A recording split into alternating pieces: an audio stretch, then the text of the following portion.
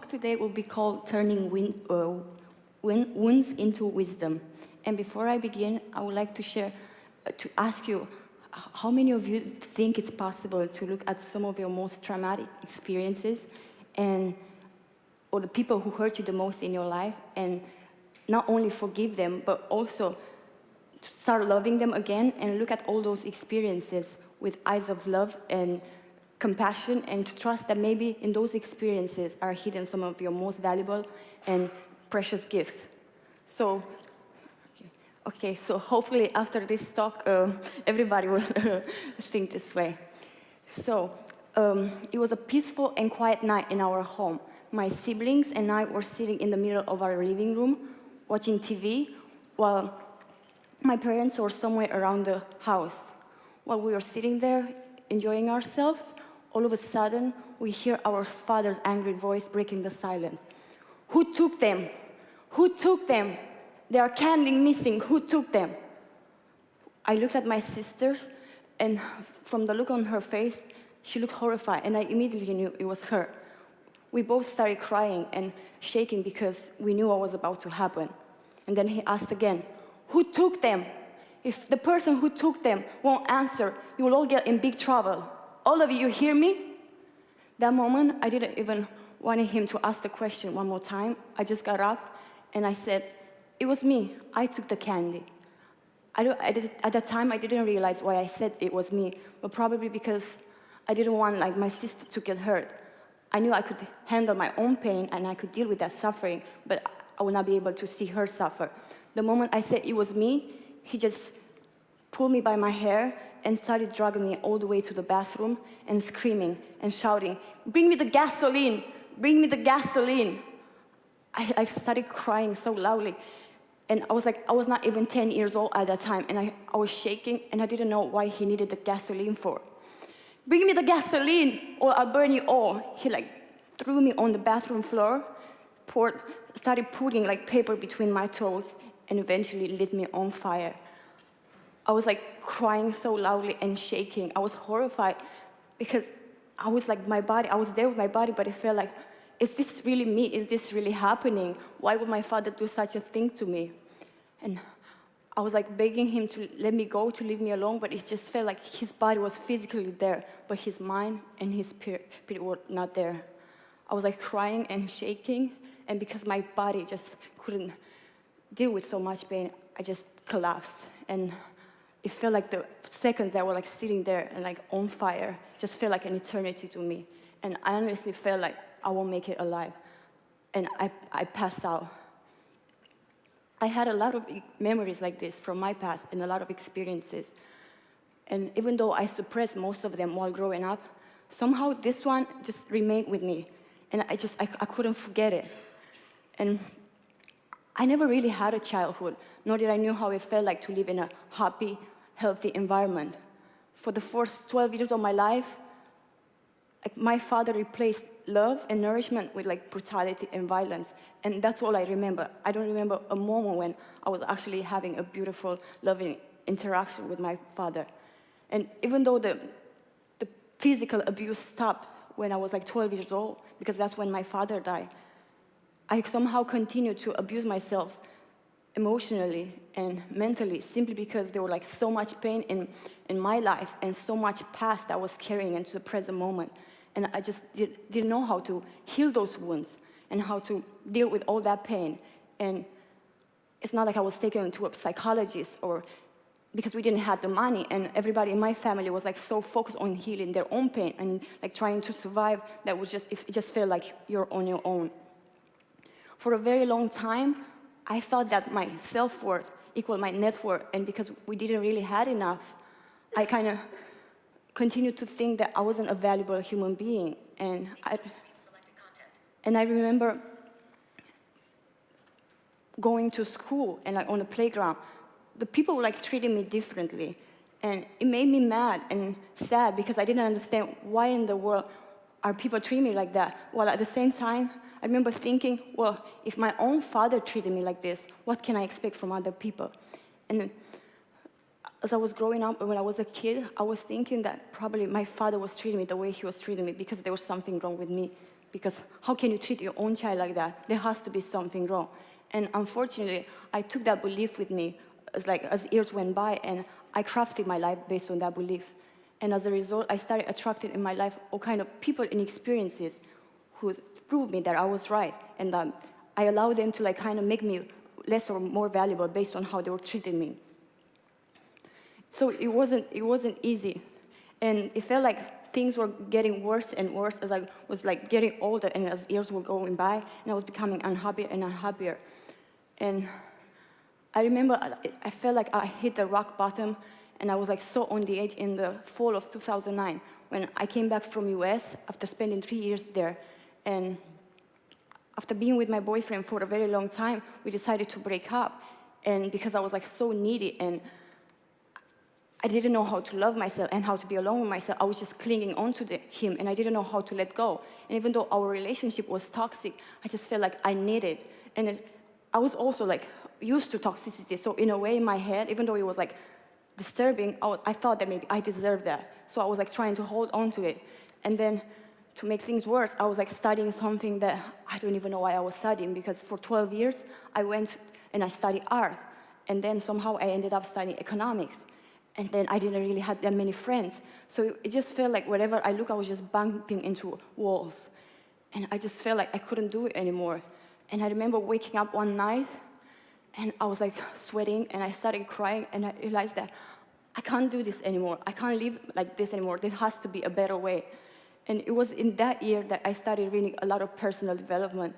And one of the books that I read that changed my life was Man's Search for Meaning, written by Viktor Frankl, who was a survivor of the Holocaust. And in that book, he opened me up, something shifted after reading that book, because I realized that what if the past happened the way it did because there was something that I needed to learn? And what if in those wounds and in those experiences are hidden some of my most precious gifts and lessons? And even though it wasn't easy, because how in the world can you look at your past and realize that 12 years you were deprived of love and you didn't have a childhood, and how can you think that there is any meaning in that? So I used to think be very resentful, and even though I didn't really hate my father, I had these feelings of sadness and thinking to myself that it wasn't right, I didn't deserve that. And the more I kind of opened up to this idea of accepting what happened and looking for the meaning, it was easier for me to actually open all the closet and look at all my skeletons. And even though it was scary, and to kind of give them a hug, because by doing so, you actually realize that you're fears and your worst enemy, they become your best friends, and they teach you valuable lessons. And so I remember one day I was I don't know what happened that day, but I was very, very, very unhappy, and I was in a really bad place. And I remember being so mean with everybody around me. And I went home and I started crying, and I was why am I doing this? Why am I treating people like that? Because they're really good and loving people. And in that moment, I just had this realization that what if my father treated me the way he did, not because I was unworthy, but because he was in a really bad place, and because there was so much pain accumulated in his life, and because he didn't know how to deal with that pain, he started spilling over. And that helped me so much, because it made me understand that I wasn't unworthy, and there was nothing wrong with me. And that if people treated me unkindly, it didn't have anything to do with me. And if until that moment, I didn't know any better, and I allowed them to make me feel less valuable, now it's the moment for me to take responsibility and to look at all those experiences differently, and to ask people to treat me the way I want to be treated. And that's how I learned to let go of all the things that were holding me back in life. Let go of the self-judgment and the judgment that I was directing toward everybody around me, of criticism, of control. Because I was being in a relationship with my ex-boyfriend, I was trying to control him all the time, and I thought that he would be my salvation. And by letting go of all those things, and by peeling off all the layers, I managed to tap into something that was so beautiful, and I managed to feel so much lighter and at peace. And I don't know how many of you are familiar with the movie The Shift with Wayne Dyer. And in that movie, there's a scene where Wayne talks about how in the first 9 months of our lives, everything we need is being provided to us. So why wouldn't it be the same for the rest of our lives? Because we interfere. And that in those 9 of our months, we are pure, whole, and holy, and that there's nothing unworthy about us, and there's nothing lacking. And it felt like the more I was peeling off the layers, the more I was letting go of all the things and toxicity in my life, I was able to like tap into that inner beauty and to like go back to that place of serenity that Wayne was talking about. And it felt like life began to take care of me. And it helped me understand my father and why he did all those things to me. And it helped me go from bitterness and resentment to love, compassion. And it helped me understand that how people treat you doesn't have to determine how you treat yourself, and that your self-worth does not equal your net worth. And that if you want like to change your life, you don't have to like ask people to treat you differently, and you will not change, and you will not get better by getting things, but you change from how you think and how you perceive yourself. And by doing so, I managed to like transform my life and to attract people in my life that were like loving and beautiful. And it made me realize that when you let go of the old, you make room for the new. And you are able to tap into something that is so beautiful and it's so unique. And you are able to discover talents that you didn't know you had. Because that's how I started writing. And that's how I wrote that article. And for me, writing was such a healing experience because it helped me understand everything that I was going through. And it helped me become my own healer. And it helped me realize that nobody will help me if I don't help myself. And that my salvation will not come from the outside. There's a beautiful quote from Buddha that goes like this: "No one saves us but ourselves. No one can, no one may. We ourselves must walk the path." So no matter how many horrible things happened to you in the past, and no matter how bad people treated you, it doesn't have to determine who you are. The story of your past does not have to equal the story of your life.